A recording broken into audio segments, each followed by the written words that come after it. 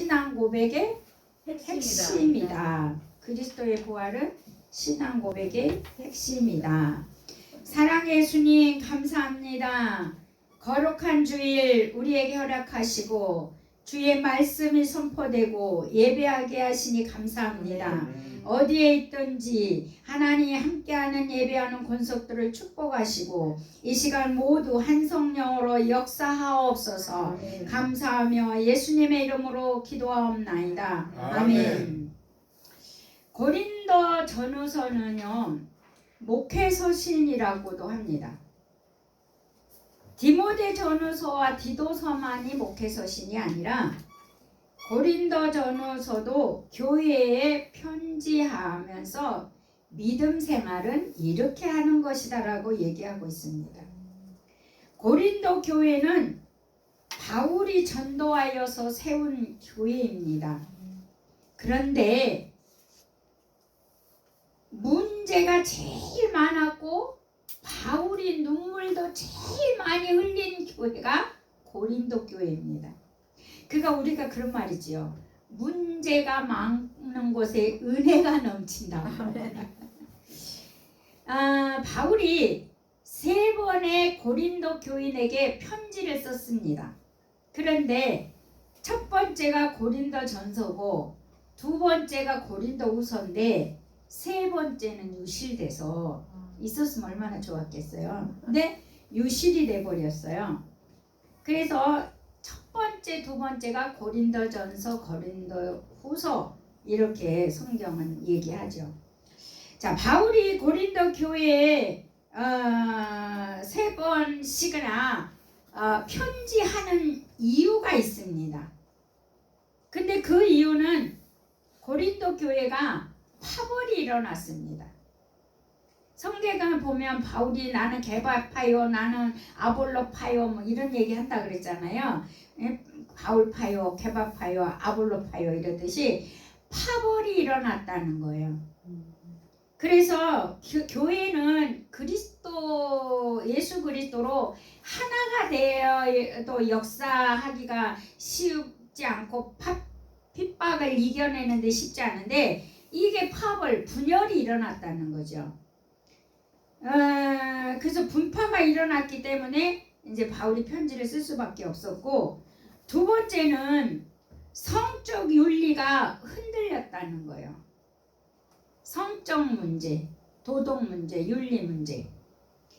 그리고 세 번째는 성령의 은사를 받은 자와 은사를 못 받은 자 사이에 갈등이 되게 심했다는 거예요. 그러니까 성령의 은사를 받은 사람들은 난 진짜야, 넌 성령의 은사를 못 받았잖아, 너는 가짜야, 이렇게 해서 갈등이 심했던 거예요. 그러면 이런 갈등이 있으면 교회가 번성하겠어요? 못하겠어요? 못하죠. 그러니까 바울이 눈물로 편지를 3통을 쓸 수밖에 없는 거예요. 그리고 바울이 편지를 써서 디도를 편에 고린도 교회에 보냅니다. 근데 보내는 날부터 디도의 소식을 기다리는 거예요. 여러분 얼마나 간절하면 이러겠어요. 네? 아니 가는 시간이 얼만데 근데 보낸 날부터 디도가 언제 소식을 갖고 오나. 그래서 디도를 기다렸다라는 그런 역사의 기록이 있습니다. 그 바울이 그만큼 고린도를 사랑하고 정말 교회를 사랑했다는 것을 바울을 볼 수가 있어요. 그래서 고린도 전후서의 핵심은 우리가 지금 하고 있는 고린도 후서 5장 17절이 키워드예요. 그게 뭡니까? 보라, 이전 것은 지나갔으니 새 것이 되었도다. 이제 너희는 새로운 피조물이다. 이게 고린도 전후서의 대표하는 구절이 고린도후서 5장 17절이에요. 그러니까 이런 모든 문제를 잠잠케 할 수 있는 키워드는 뭐라는 거예요? 새 사람 돼야 된다. 아멘. 그렇잖아요. 분파가 일어나고 갈라지는 것도 세 사람 돼야 하나 될 것이고, 성 문제, 윤리 문제도 세 사람이 돼야 해결될 문제고, 그리고 은사를 받은 자 못 받은 자 쌈박질 나는 것도 이것도 바로 뭐예요? 세 사람이 돼야 품을 수 있는 거예요. 네.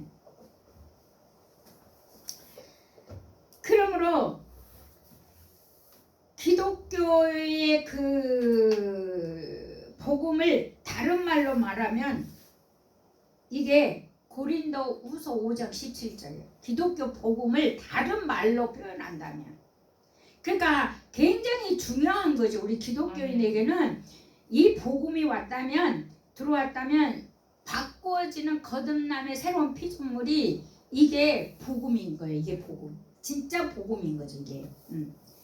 그래서 오늘날 고린도전서 15장은요. 우리가 무슨 장이라고 이야기를 하냐면요. 부활장이라고 그래요. 부활장. 고린도전서 15장을 무슨 장? 부활장. 그리고 또 다른 말로는 생명장이라고 얘기해요. 부활장이요, 생명장이요. 그래서 신앙 고백, 부활, 그리스도의 부활을, 신앙 고백이 부활을 고백하는 게 신앙 고백의 핵심이 되는 거예요. 그래서 네. 바울은 부활에 대해서 체계적이고 논리적으로 쓰고 있거든요. 부활에 대해서. 그래서 신앙 고백에 4가지의 기둥이 있는데요. 그것이 무엇이냐면 우리 신앙 고백의 4가지 기둥. 자, 신앙 고백의 4가지의 기둥이 첫 번째는 창조 신앙. 우리가 새 역사가 일어나지 않으면 안 되잖아요. 우리는 날마다 새로워져야 되는데 새로운 피조물은 날마다 새 것으로 살아야 되기 때문에 창조 신앙이 있어야 돼요. 무슨 신앙? 창조 신앙. 네, 창조 신앙은 크리스찬에게 있는 거예요. 어떤 사람이 사업에 성공하는 사람의 신앙을 조사를 해봤대요. 그런데 보편적으로 가장 빨리 성공하고 많이 성공하는 사업가들을 봤더니 크리스찬이더래요. 그러니까 그건 뭘 말하는 거예요? 창조적인 능력이 있는 거죠. 크리스찬들에게는. 그래서 우리가 신앙 고백의 4가지의 첫 번째가 창조 신앙이 있어야 돼요. 근데 우리는 예수 그리스도를 믿고 하나님의 말씀을 읊조리고 내 마음판에 새기면 창조의 능력이 나와요. 그게 상황에 따라서. 그것이 또 탁월함이라고 얘기를 해요. 그것이 지혜고 계시라고 얘기를 해요. 근데 우리가 이 말씀이 내 마음판에, 이 말씀을 사모해서 마음판에 없으면 나올 게 없는 거지. 그러니까 이거를 갖다가 우리가 밥을 먹었으니까 뭐가 나와? 힘이 나와. 목소리가 커지더라고요. 근데 안 먹을 것을 좀 먹으니까 목소리가 커져요. 내가 알겠어요. 힘이 있어요. 내가 말하는 힘이 있어요. 그러니까 내가 먹을 거를 먹어야 우리가 힘이 나는 거예요.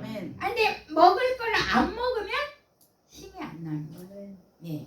그래서 먹을 거를 먹어야 된다. 그게 뭐냐? 말씀이다. 예. 그래서 우리 크리스찬은 기본으로 밥 먹듯이 말씀을 뭐 해야 돼요? 네.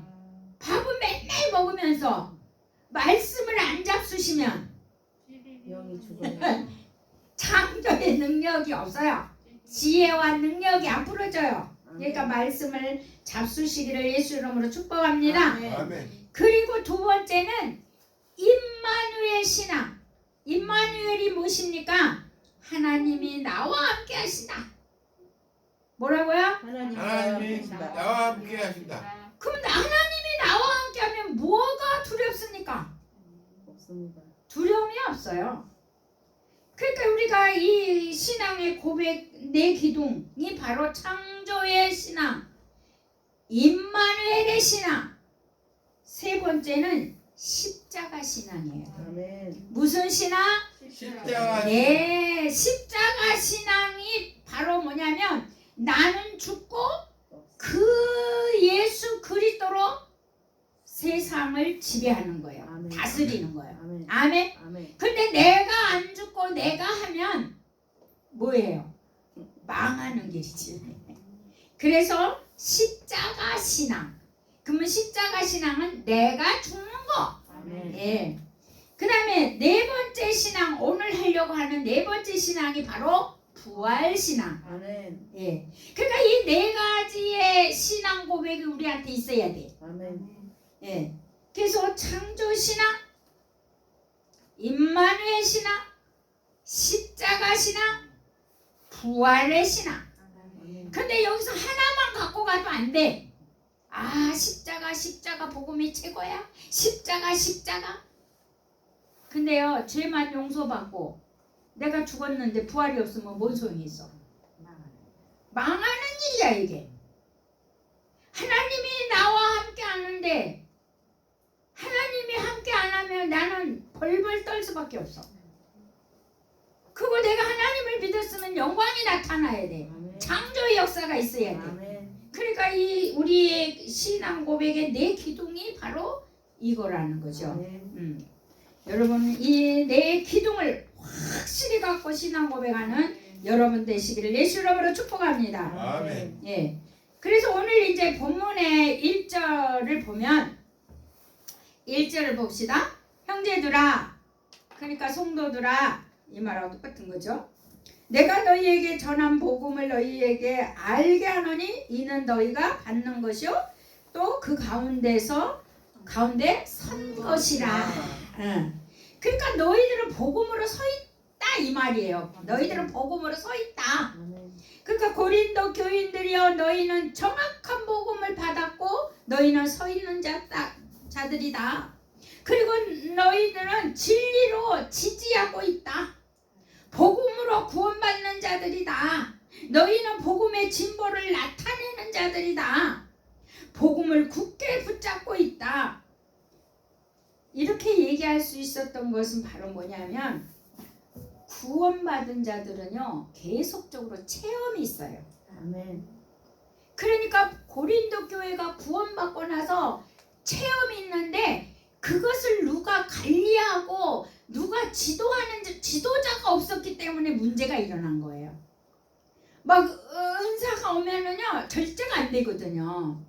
그러니까 난리를 치는 거예요. 근데 이거를 잡아주고 정리해주고 이끌어줘야 되는데 교회만 덜렁 세우고 이게 구원의 은혜로 인해서 막 성령의 역사가 일어났는데 지도자가 없었던 거지. 그러니까 바울이 이렇게 자세하게 편지를 하고 있는 거지요. 그래서 구원은 계속적으로 체험하고 나아가고 있다.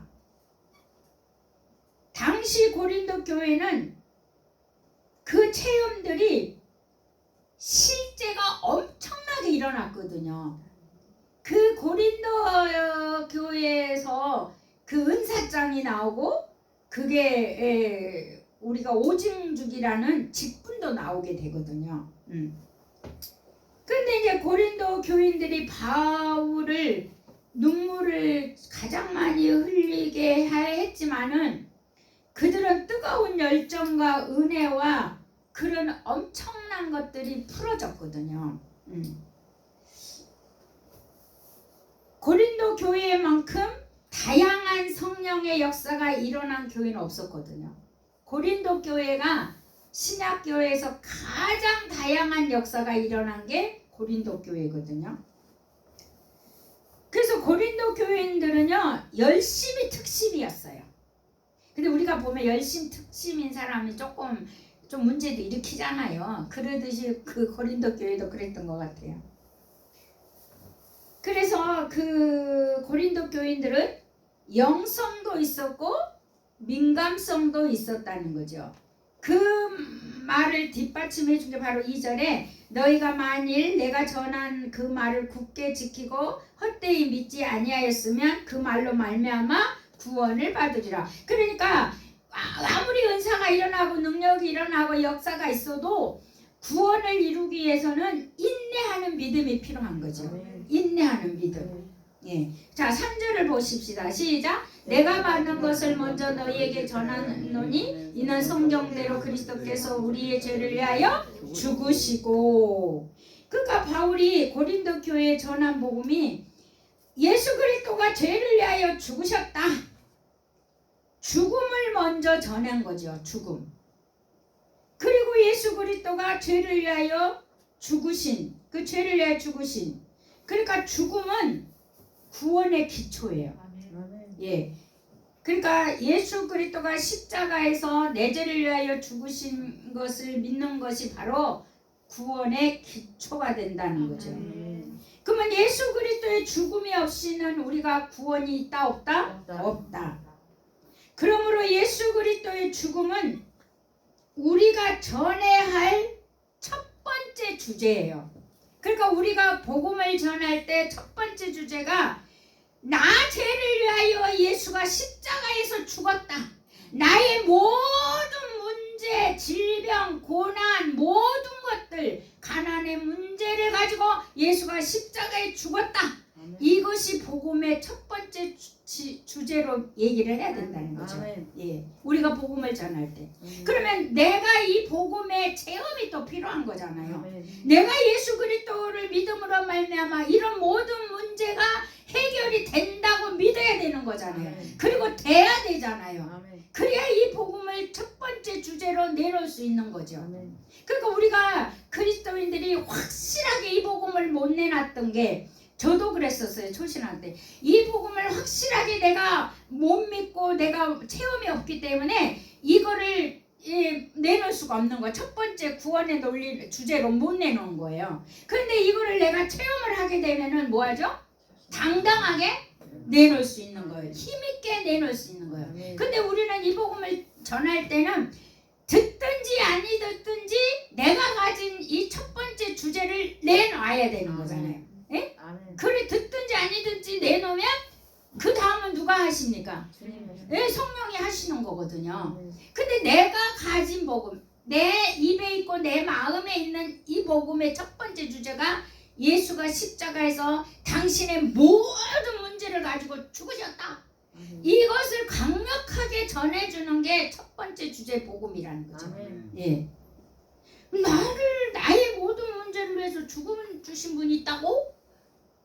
그러면 죽기만 했냐? 해결을 해버렸다 이거지. 아멘. 그게 부활이잖아요. 아멘. 예. 그 부활을 믿기만 하면 실제가 온다. 실제가. 아멘. 이 부활은 실제잖아요. 생명의 실제잖아요. 살아 역사하심이잖아요. 아멘. 그래서 15장이 고린도전서 15장이 생명장이라고도 하잖아요. 예. 그래서 우리가 예수 그리스도의 죽음이 첫 번째 주제. 그 죽음이 없이는 부활이 없기 때문입니다. 아멘. 무엇이 없이는? 죽음이 없이는 네, 부활이 없습니다. 그래서 예수 그리스도는 우리의 희생 제물로 죽으신 거죠. 아멘. 뭘로 죽어요? 희생 제물로. 제물로. 그리고 예수 그리스도는 또 우리의 대속물로 죽으신 거예요. 아멘. 그러니까 우리가 죽어야 할 거를 그분이 대신 죽으신 거죠. 아멘. 예. 그리고 그분이 화목 제물로 죽으셨죠. 아멘. 하나님과 나하고 화해하도록. 아멘. 하나님과 나와 화해가 돼야 하나님 것이 내 것이 되는 거잖아요. 아멘. 아버지 것이 내 것이 되는 거예요. 아멘. 내가 아버지하고 화해가 돼야 아버지의 유산도 받을 수 있고 아버지 것이 내 것이 될 수 있어. 아멘. 근데 아버지하고 적으로 사는데 아버지 것이 내 것이 될 수 있어요? 천만의 말씀. 마음만의 꽁떡이 되는 거야. 자, 그래서 예수 그리스도는 오늘 성경에 보니까 뭐라 그랬냐면 그리스도는 4절을 보니까 시작. 장사되지 성경대로 사흘 만에 다시 살아나서 네, 그러니까 3절에도 성경대로 그리스도가 4절에도 성경대로. 그러면 이 성경이 무슨 성경일까요? 여러분, 이 당시에 바울이 편지 쓸 때는 신약 성경이 없었어요. 그러니까 구약 성경을 얘기해요. 구약 성경을 얘기하는데 이 구약 성경의 핵심적인 메시아장을 구약의 메시아장이라고 하는 이사야서 53장이 바로 성경대로 대표 말씀이에요. 무슨 장? 메시아장 이사야 53장.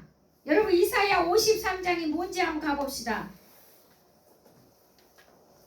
여기 본문은 책갈피에 놓으시고 이사야 53장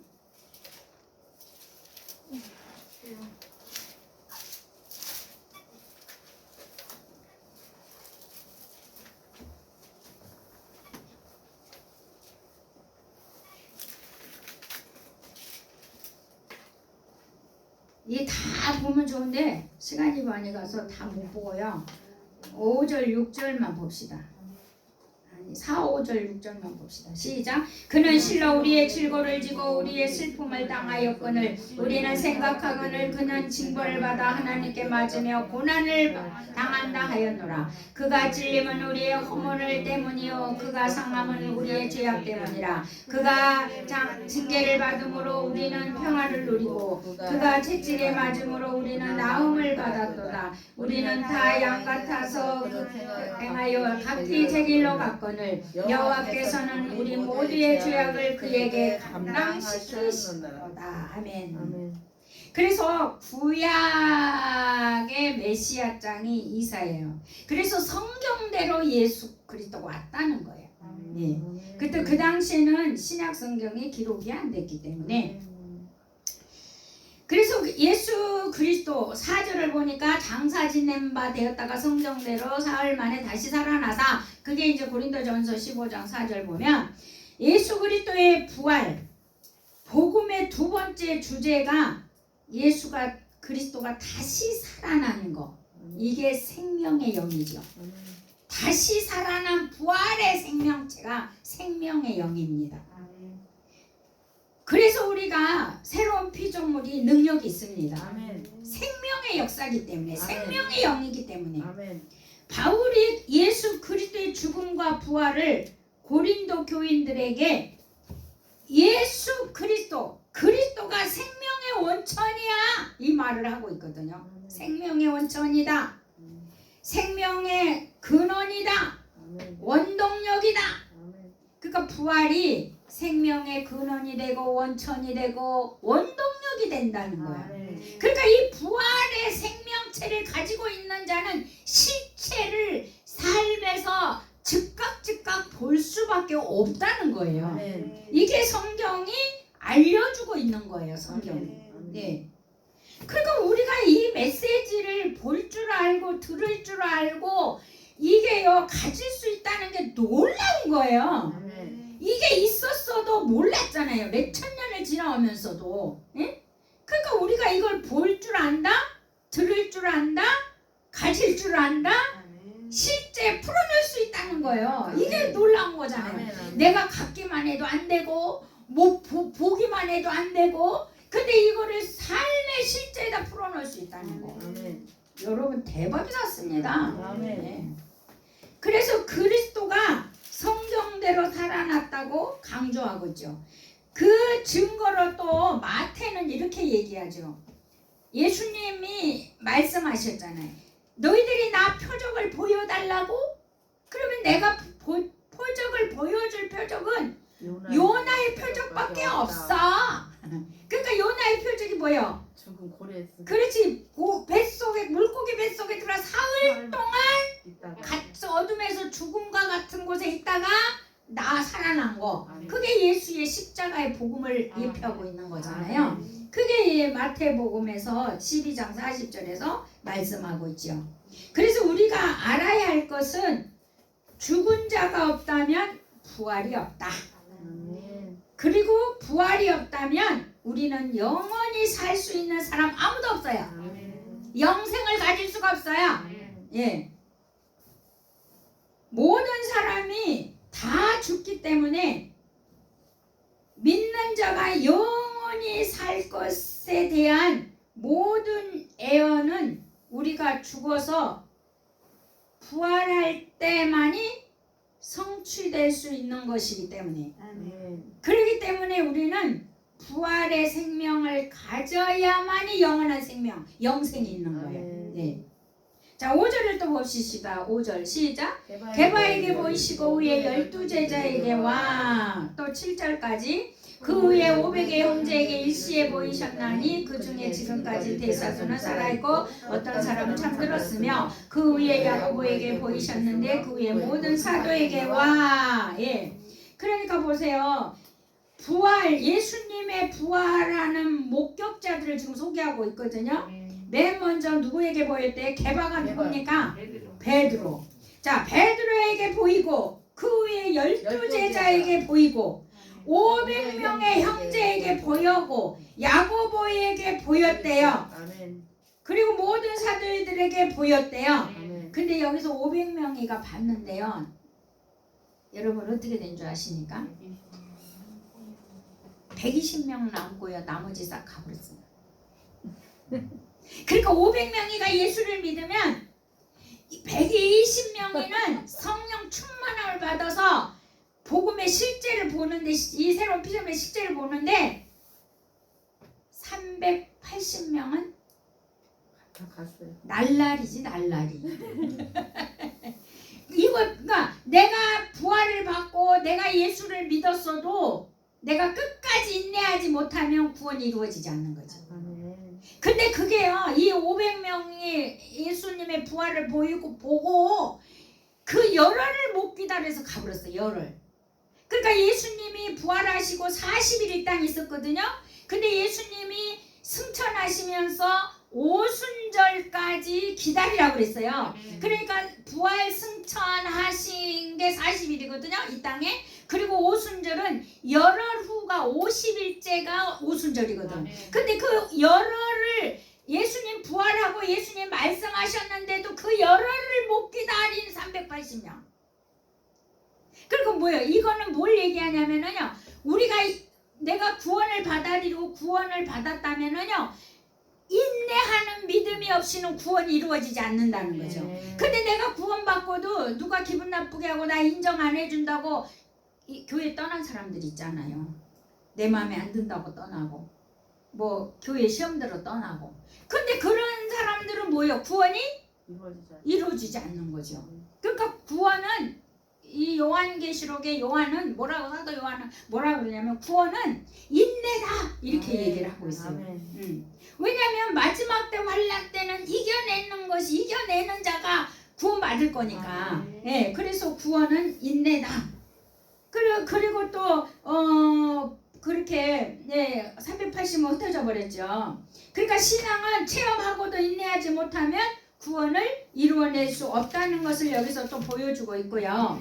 예수 믿고 구원받고 인내하는 믿음은 구원을 이루어내는 건데 그리스도 부활을 보고 성령 충만을 받는 자들은 하나같이 순교자 신앙이 돼서 여기서 게바 12제자 120문도 여기서 야고보 여기하고 보였던 이들 다 바울까지 다 뭐한 사람이 되었어요? 순교자가 됐어요. 그러니까 부활 신앙만이 뭐를 할 수 있다는 게 결론은 순교자의 삶을 살 수 있지. 이게 은혜 받았다고 순교의 삶을 살 수 있는 건 아니에요. 내가 구원받았다고. 근데 그 구원도 우리가 뭐예요? 부활의 생명체가 있어야 되는 거예요. 부활의 생명. 자, 8절을 보십시다. 8절. 시작. 맨 나중에 만삭되지 못한 자 같은 내게도 보이셨느니라. 자, 9절. 나는 사도 중에 가장 작은 자라. 나는 하나님의 교회를 박해하였으므로 사도라 칭함을 받기에 감당하지 못하니라. 자, 보십시오. 바울의 겸손. 그리스도의 죽음과 부활을 목격한 내 자신이다. 다메섹에서 사도행전 9장 1절에 보면 사울아 사울아 네가 왜 나를 핍박하느냐고 하거든요. 근데 거기서 사울이 바울 되죠. 근데 근본적으로 바뀌어버렸어요. 그러니까 부활의 생명체는요 근본적으로 바뀌는 게 부활의 생명체예요. 아멘. 예, 나의 근본이 바뀌어버립니다. 예. 그러니까는 다메섹에서 체험하고 근본적으로 완전히 바뀌고 그러면서 자기 구절에 바울은 자기 자신을 평가하기를 사도 중에 나는 가장 작은 자다. 그리고 나는 사도라 칭함을 받지 못할 자다. 만삭되지 못한 자다. 맨 나중된 자다. 이렇게 얘기해요. 그 예수님 맨 나중된 자는 먼저 된 자다. 이렇게 얘기하죠. 그러나 개종 후에 그리스도를 위하여 목숨을 아끼지 않는 매우 열정적으로 일할 수 있었던 것은 그가 하나님이 그를 사랑하시는 은혜였다라고 고백합니다. 하나님이 나를 사랑하는 그 은혜였다라고 얘기합니다. 네. 우리도 이런 믿음의 고백이 있기를 예수 이름으로 축복합니다. 아멘. 10절에 그 고백을 합니다. 시작. 그러나 내가 나 된 것은 하나님의 은혜로 된 것이니 내게 주신 그의 은혜가 헛되지 아니하여 내가 모든 사도보다 더 많이 수고하였으나 내가 한 것은 아직 오직 나와 함께 하신 하나님의 은혜로다. 아멘. 나 된 것은 하나님의 은혜라고 고백합니다. 내가 이렇게 믿음 생활하고 은혜로운 생활하는 것은 내가 된 게 아니라 하나님의 은혜라는 겁니다. 아멘. 바울은 겸손하게 죽도록 충성스러운 사도였습니다. 여기서 우리가 배워야 할 것은 내가 나 된 것은 절대 아니고 하나님의 은혜입니다. 하나님의 사랑이라는 것입니다. 내가 잘나서 똑똑해서가 아닙니다. 바울처럼 겸손하게 죽도록 충성하는 자가 부활의 생명을 가진 자들입니다. 바울은 그것을 빚진 자라고 빚진 자의 삶이라고 고백합니다. 모든 것이 하나님의 전적인 은혜라고 말씀합니다.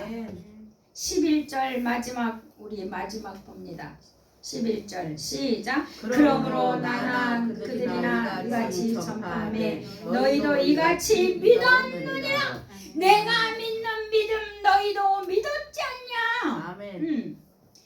바울이 내가 전한 복음 이 오직 복음 하나뿐인 이 복음을 너희들은 믿었지 않냐. 그래서 이 하나로 가라는 겁니다.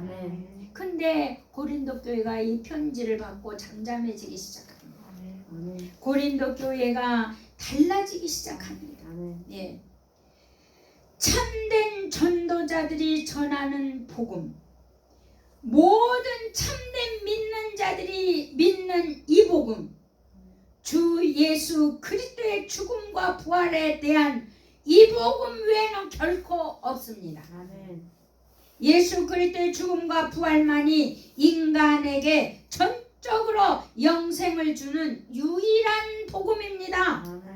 그리스도의 죽음과 부활 사건은 하나님께서 인간을 사랑하셔서 죽음에서 살리심으로 그분과 영생케 하는 확신을 인간에게 준 것입니다. 이 확신을 가지고 끝까지 인내하고 전진하고 승리하는 우리 모두가 되기를 예수 이름으로 축복합니다. 이 말씀을 우리 생각하면서 주여 한번